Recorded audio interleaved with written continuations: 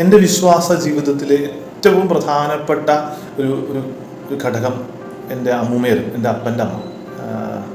ഞാൻ സെമിനാരി പഠിക്കുമ്പോഴാണ് അമ്മച്ചി മരിക്കുന്നത്. എൻ്റെ ചെറുപ്പകാലത്തൊക്കെ അമ്മച്ചി പഴയ കഥകൾ പറയുമായിരുന്നു. അമ്മച്ചിയുടെ വിശ്വാസം വളർന്നു വന്ന കഥകൾ, പിന്നെ എൻ്റെ അപ്പൂപ്പനെക്കുറിച്ച്, എൻ്റെ കുടുംബപരമായ പഴയ കാര്യങ്ങളൊക്കെ ഇങ്ങനെ പറഞ്ഞു തരുമായിരുന്നു. അതൊക്കെ ഇപ്പോഴും വളരെ പച്ചകിടാതെ എൻ്റെ ഉള്ളിൽ കിടപ്പുണ്ട്. ഈ പഴയ കാര്യങ്ങൾ വളർന്നു വരുന്ന പ്രായത്തിലെ പിള്ളേർ കേൾക്കണത് അവരെ വളരെ നല്ല രീതിയിൽ സ്വാധീനിക്കും. നല്ല കാര്യങ്ങൾ, വിശ്വാസത്തിൽ ദൃഢപ്പെടാൻ, നല്ല മനുഷ്യരായിട്ട് വളർന്നു വരാൻ ഉതകുന്ന രീതിയിൽ പഴയ കാര്യങ്ങൾ നമ്മുടെ മക്കളുടെ അടുത്ത് പറഞ്ഞു കൊടുക്കുന്ന ഒരു ശീലം നമുക്കുണ്ടാവണം.